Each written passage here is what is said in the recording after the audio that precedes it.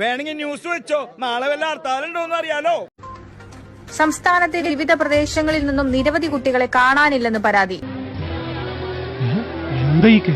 ഇന്ന് രാവിലെ മുതൽ 50ഓളം മിസ്സിംഗ് കേസുകളാണ് ഇതുവരെ റിപ്പോർട്ട് ചെയ്തത്. സത്യമാണോ ഈ പറയുന്നത്? സത്യം ആയില്ലെങ്കിൽ ഭഗവതിയാണ് സത്യം. കേരളത്തിൽ തന്നെ ആദ്യമായാണ് ഒരേ സമയം 50ഓളം കുട്ടികളെ കാണാതാവുന്നത്. എന്റെ 30 വർഷത്തെ സർവീസിനിടയ്ക്ക് ഇതാദ്യത്തെ സംഭവ. കാണാതായതിൽ ചില കുട്ടികളുടെ ഫോണിന്റെ ലൊക്കേഷൻ ട്രാക്ക് ചെയ്യാൻ അന്വേഷണ സംഘം ശ്രമിച്ചുകൊണ്ടിരിക്കുകയാണ്. ഇനി കിട്ടാതിരിക്കോടാ, എന്റെ തലേ കിട്ടും. എനിക്കങ്ങോട്ടും. കൂടുതൽ വിശദാംശങ്ങളുമായി ഞങ്ങളുടെ പ്രതിനിധി ഫോണിൻ ലൈനിൽ ചേരുന്നു. അഭിഷേക്, എന്തൊക്കെയാണ് ഇതിന്റെ കൂടുതൽ വിവരങ്ങൾ? അന്ന, ഇപ്പോൾ ഏറെ സന്തോഷകരമായ വാർത്തയാണ് വരുന്നത്. കുട്ടികൾ മലപ്പുറം ജില്ലയിൽ എത്തിയതായി നമുക്ക് വിവരം ലഭിക്കുന്നുണ്ട്.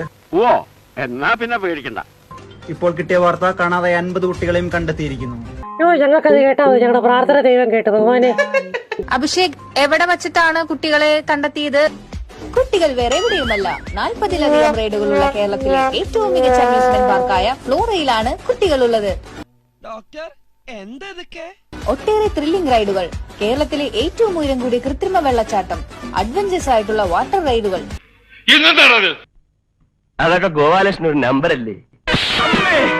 ഇത് എന്റെ ഒരു നമ്പറാ. കളിക്കുന്നത് അതിൽ വേണ്ട തെണ്ടി. ഇനി മേലിത് ആവർത്തിക്കരുത്. എല്ലാവരും പോയിക്കോ.